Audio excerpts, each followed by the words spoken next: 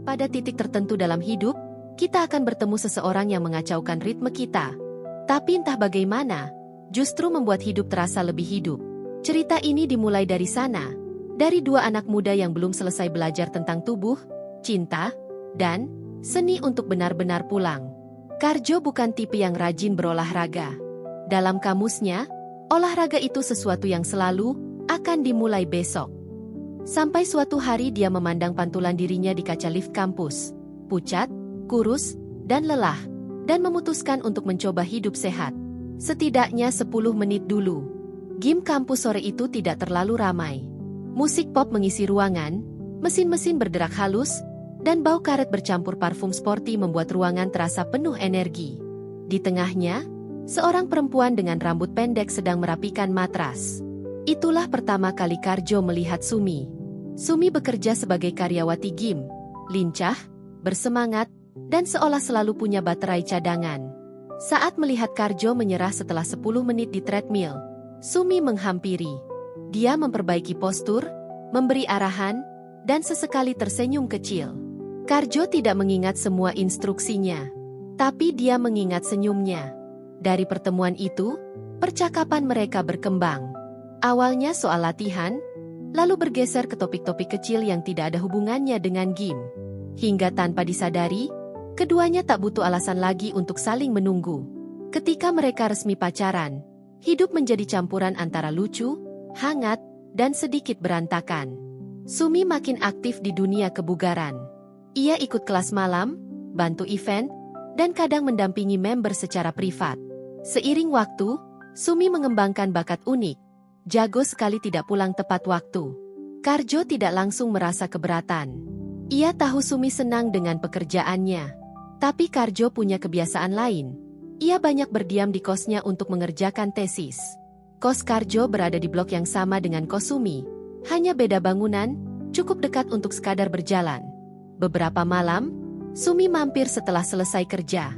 Kadang jam 10 malam, kadang lewat tengah malam. Kadang alasannya masuk akal, seperti membantu member yang cedera. Kadang alasannya absurd, seperti ikut ngobrol soal protein powder dan gosip percintaan para member gym. Apapun alasannya, setiap kali Sumi datang, ia selalu membawa minuman elektrolit atau roti protein, sambil menyapa dengan tawa kecil. "Maaf ya, tadi kelewat jam lagi." Dan setiap kali itu terjadi, hati Karjo meleleh. Sulit untuk marah ketika seseorang pulang membawa tawa dan ketulusan. Namun menunggu juga punya bobotnya sendiri. Dalam sunyi kamar kos yang kecil namun rapi, Karjo duduk di depan laptop ditemani lampu meja dan suara kipas angin. File tesis terbuka, tetapi pikirannya sering berjalan ke arah lain. Overthinking tumbuh pelan-pelan. Ia bertanya pada dirinya sendiri, apakah ia terlalu menuntut? Apakah ia terlalu sensitif? Apakah cinta selalu harus tentang menunggu? Tidak ada jawaban yang datang. Yang datang malah pertengkaran-pertengkaran kecil. Tentang waktu, tentang perhatian, tentang pulang. Namun habis pertengkaran itu biasanya ada pelukan cepat di depan pagar kos atau obrolan lembut di tangga blok. Hubungan mereka tidak toksik, hanya melelahkan. Tapi juga lucu.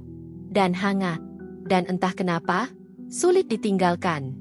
Sampai suatu siang yang lembab, Karjo sedang di perpustakaan ketika ponselnya berdering. Video call dari Ibu Sumi. Jarang sekali ibu itu menghubunginya tanpa Sumi. Ketika dijawab, wajah ramah ibu itu muncul.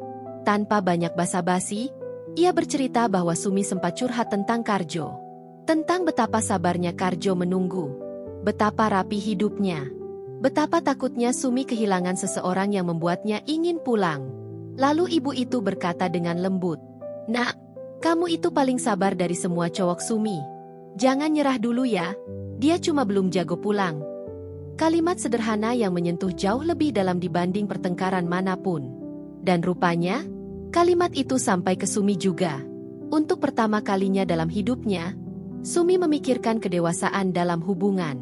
Bahwa mencintai seseorang bukan hanya soal datang membawa cerita, tetapi juga soal pulang sebelum yang menunggu menjadi lelah sendirian. Seminggu kemudian, Sumi membuktikan sesuatu. Hari itu shift berakhir jam 9 malam. Teman-teman gym mengajaknya kumpul untuk makan sehat, yang ujungnya selalu makan tidak sehat. Sumi menolak. Ia langsung berjalan ke kos Karjo. Tidak mampir, tidak menunda, tidak ikut ngobrol. Ketukan terdengar di pintu kos Karjo. Saat pintu dibuka, Sumi berdiri dengan wajah sedikit tegang. Di tangan kirinya ada 2 tiket short getawai ke sebuah kota kecil yang tenang. Di tangan kanannya ada roti protein kesukaan Karjo. Tanpa banyak alasan, ia berkata pelan, "Aku mau belajar pulang. Sama kamu." Entah kenapa, itu terasa lebih romantis dari semua ucapan cinta yang pernah terdengar di film-film. Setelah hari itu, mereka tidak berubah total.